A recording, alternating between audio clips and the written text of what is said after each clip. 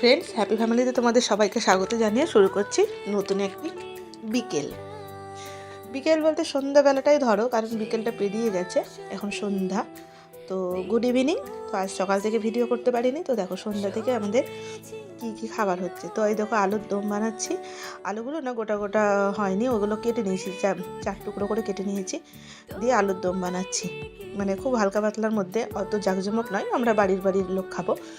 আর এদিকে পায়েস, খেজুরের গুড়ের পায়েস। দুধ অনেক ছিল তাই দিয়ে, আর তোমার আতপ চাল মানে গোবিন্দভোগ চালটা ছিল, তো পায়েস বানাচ্ছি। আর ঘরে এগুলো ছিল, কিন্তু আমি এক্সট্রা কিনতে হয়নি, এগুলো ঘরেই ছিল, কিছুদিন ধরে এগুলো ছিল, তো তাই জন্য ভাবলাম যে পায়েস বানিয়ে নিই। তো এই হলো ব্যাপার।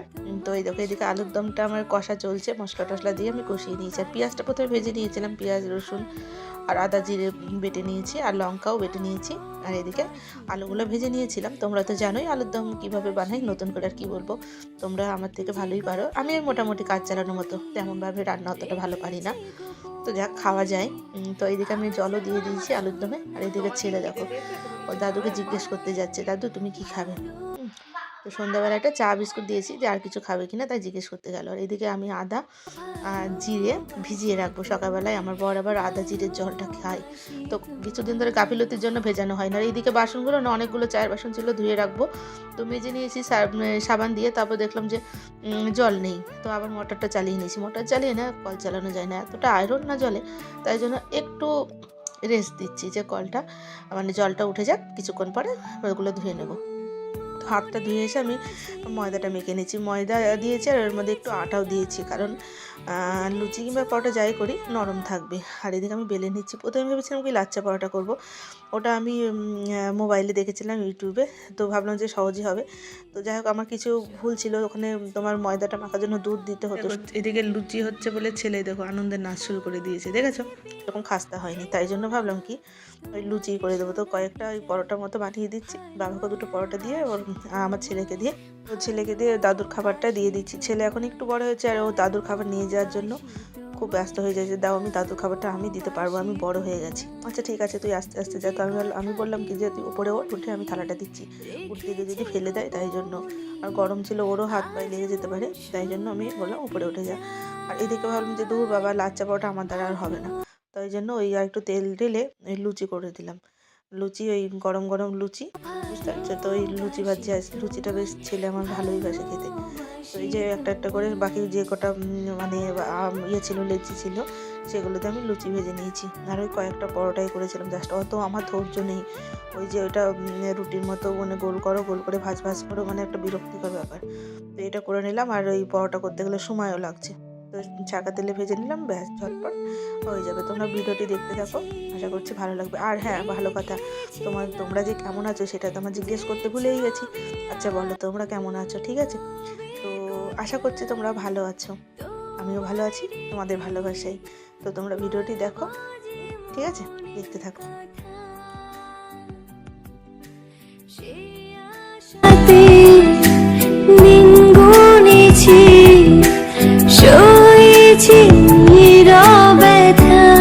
এভাবে আমি কয়েকটা লুচি ভেজে নিয়েছি। তো লুচিটা দেখো জাস্ট একদম ফুলেছে, দেখো কত সুন্দর ফুলেছে, যাকে বলে একদম ফুলকো লুচি। লুচি লুচি ফুলকো লুচি একটা গান আছে না, সিনেমাটার নাম আমি ভুলে গেছি, তবে আমি সিনেমাটা দেখেছি। তো এই যে আমি সবগুলো আস্তে আস্তে ভেজে নেবো, একটা করে বেলে নিচ্ছি আর ভেজে নিচ্ছি, কারণ একার হাতেই, আর কেউ মানে হেল্পিং হ্যান্ড নেই, তো নিজেই করতে হয় সব কিছু, ব্যাস। তো এই তো হলো ব্যাপার। তো দেখো এই কয়েকটা লুচি আবার ফুলেনি, জানি না কেন, কি জন্য ফুলেনি। আর এই যে এইটা কিন্তু কিছুটা ফুলেছে, কিছুটা দেখো চুপসে যাচ্ছে। তো যাই হোক, তো বললাম যে ছেলেকে বললাম তুই তাহলে খেয়ে নে, লুচি তো ভাজা হয়ে গেছে, দাদুকেও দিয়ে দিয়েছি।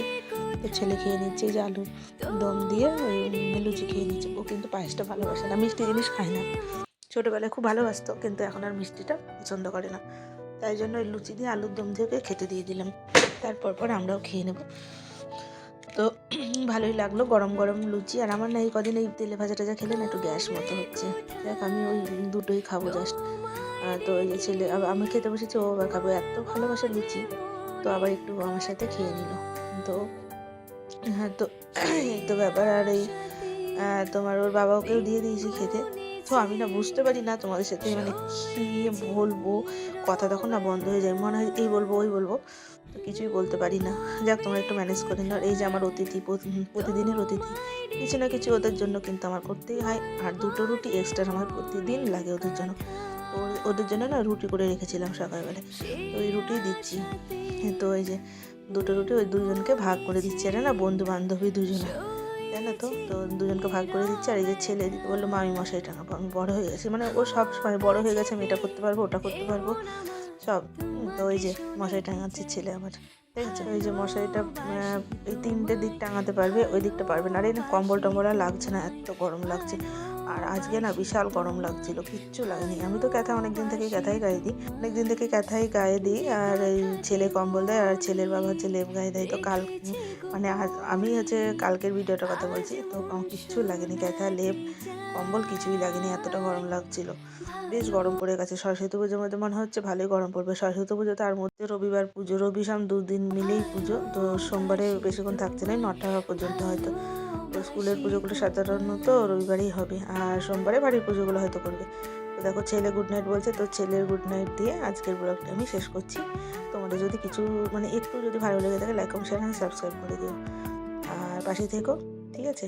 তো আজকের মতো টাটা বাই বাই। ফিরে আসছে অন্য কোনো দিন অন্য কোনো ব্লগ নিয়ে। ততদিন সুস্থ থেকো, ভালো থেকো।